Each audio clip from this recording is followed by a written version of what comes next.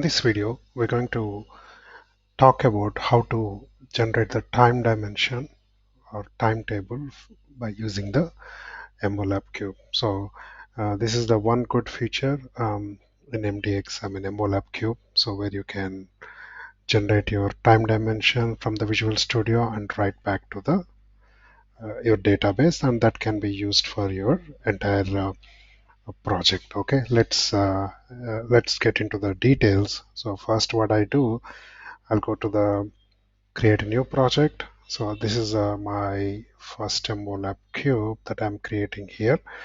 Okay, so then I click on analysis service multidimensional and data mining project, and then click next. And here you can give what is the name that we would like to give the project solution, and say time dimension.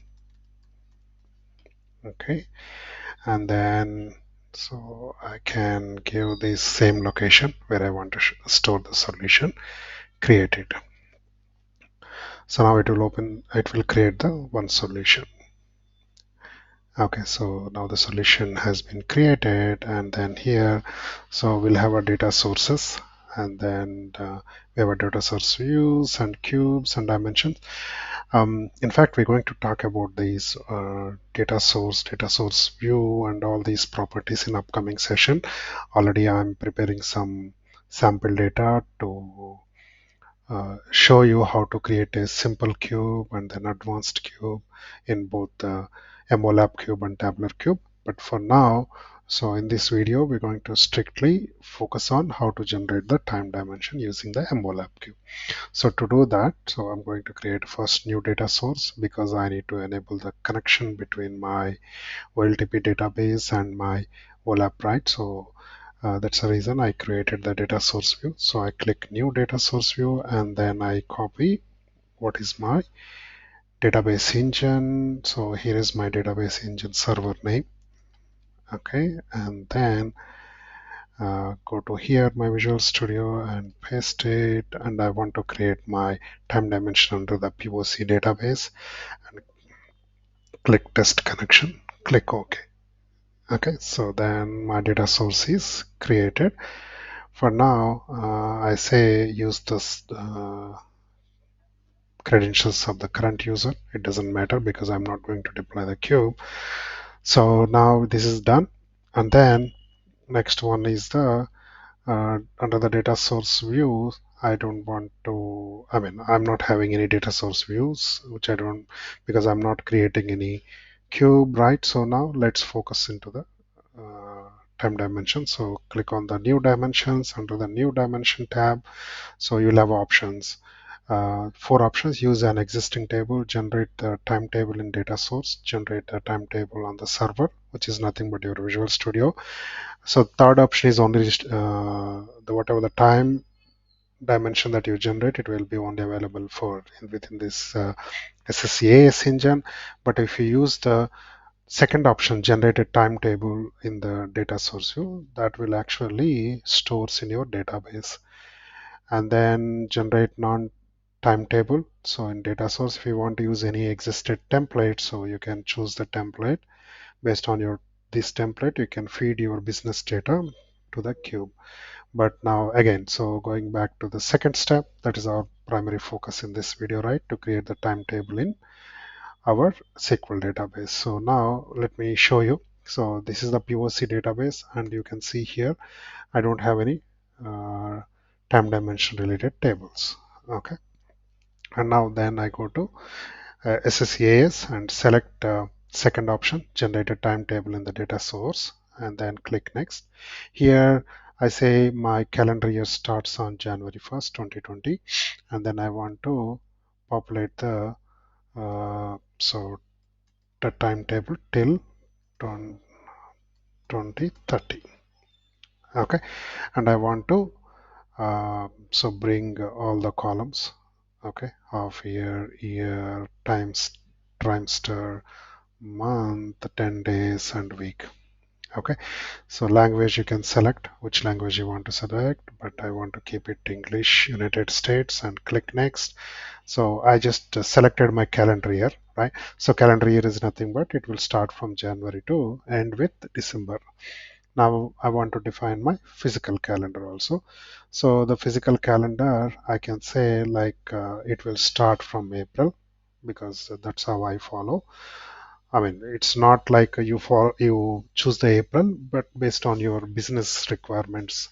Some companies, their fiscal year will be February, start with February, end with January. Some companies, their fiscal year start with April and then end with March. So it's entirely depending on their company business. So fiscal year is nothing but the company will define its own calendar, okay, where they do financial closing reports and all those things, right? So that's the called the fiscal year, physical calendar. So now I choose April, my physical calendar. Now I need a reporting calendar? I don't think it's required. And if you need any manufacturing calendar, you can select these two. But for now, so we're going to create a calendar year and physical calendar. Okay. So once I'm done with the selection of calendar and physical calendar selection, then click on next, right? So it's asking what is the name that you would like to give. So I would like to give my dimension is time, then click finish. So now it's created entire your time dimension.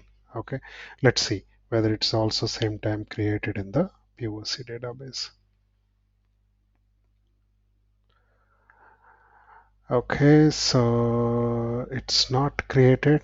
Probably we need to deploy the cube, then only it will create the time dimension. Uh, so in the database. Okay, now what I do, I will go here and select properties, deployment, and then this is my local host. That is my analysis service server, right? Yeah, local host is my analysis server. And then I'll come to these options later, but just try to focus on creating the time dimension. Okay, so then deploy. Let's see what will happen. The source is not found, and avoid visual attributes hierarchies and don't. Okay, so it's throwing error. Then let me see. Okay, there is a build error. Okay, source is not specified. Okay, so we need to select source. Okay, create use the existing source. Okay, then I can go ahead and use this.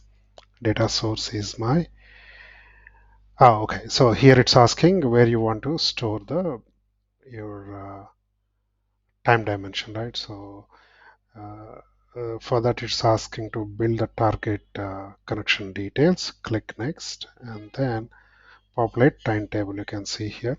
Don't populate only if empty. Populate. I want to populate my timetable.